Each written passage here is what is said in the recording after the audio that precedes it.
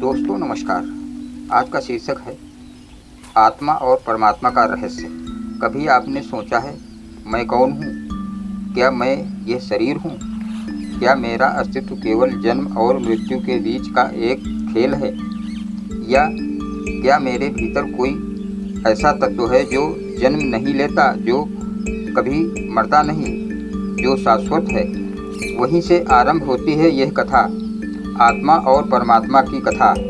एक बार एक युवा ऋषि जिसका नाम उद्दालक था, हिमालय की एक गुफा में वर्षों से ध्यान कर रहा था।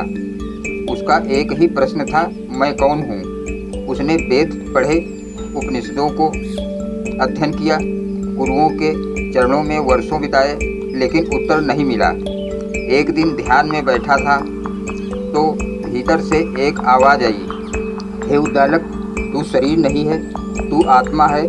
तू वो है जो साक्षी है, जो देख रहा है पर स्वयं कभी नहीं बदलता। आत्मा, हम सबने सुना है आत्मा अमर है, पर क्या कभी इसे महसूस किया है? आत्मा वो चेतना है जो तुम्हें जीवन देती है। शरीर तो मिट्टी है, पर आत्मा तो प्रकाश है, शाश्वत है, चेतना है।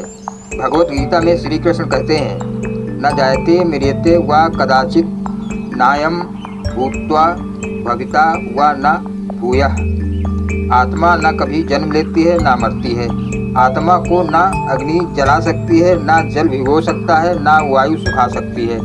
अब प्रश्न उठता है, परमात्मा कौन है? जो सर्वत्र है, जो कण कण में व्याप्त है, वही है परमात्मा, जिसे कुछ लोग ईश्वर कहते हैं, कुछ ब्रह्म, कुछ शिव, कुछ अल्लाह, कुछ गॉड।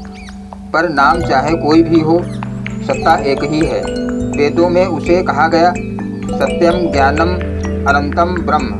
वह सत्य, चित, चेतना और आनंद स्वरूप है। अब सबसे बड़ा रहस्य आता है, क्या आत्मा और परमात्मा अलग हैं? ऋषियों ने कहा, अहम ब्रह्मास्मि, मैं ही ब्रह्म हूँ। उपनिषद कहते हैं, तत्त्वमसि, तू वही है। यह संबंध वैसा है, बूंद और समुद्र, ज्वाला और अग्नि, रश्मि और सूर्य। बूंद अलग दिखती है, पर सागर से ही आई है और उसी में विलीन होती है। उसी प्रकार आत्मा परमात्मा की अंश है। आत्मा जन्म लेती है, पर शरीर में, और जब शरीर छूटता है वो आगे बढ़ती है। कहाँ? जहाँ उसका कर्म ले जाए। कभी स्वर्ग, कभी मृत्यु के बाद पुनर्जन्म। गीता में श्री कृष्ण अर्जुन से कहते हैं, जैसे मनुष्य पुराने वस्त्रों को त्याग कर नए वस्त्र धारण करता है, वैसे ही आत्मा पुराने शरीर को त्याग कर नया शरीर धारण करती है। पर लक्ष्य क्या है? बार बार जन्म लेना नहीं, लक्ष्य है परमात्मा से मिल जाना।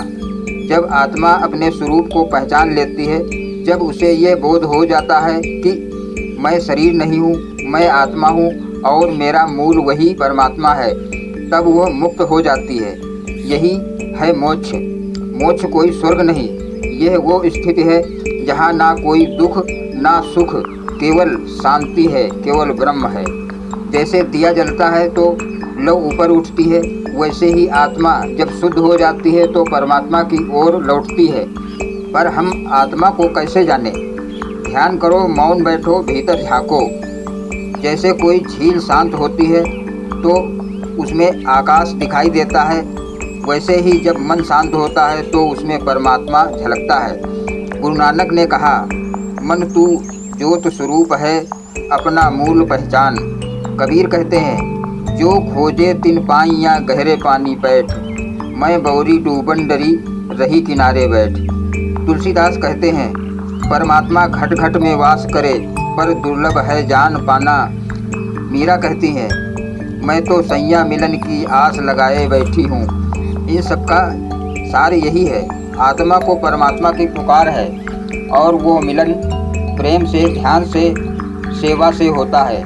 आज विज्ञान भी स्वीकार कर रहा है कि सिर्फ शरीर ही सब कुछ नहीं है। कुछ है जो शरीर से परे है, कुछ है जो मृत्यु के बाद भी रहता है। वही है आत्मा और उसका मूल स्रोत परमात्मा।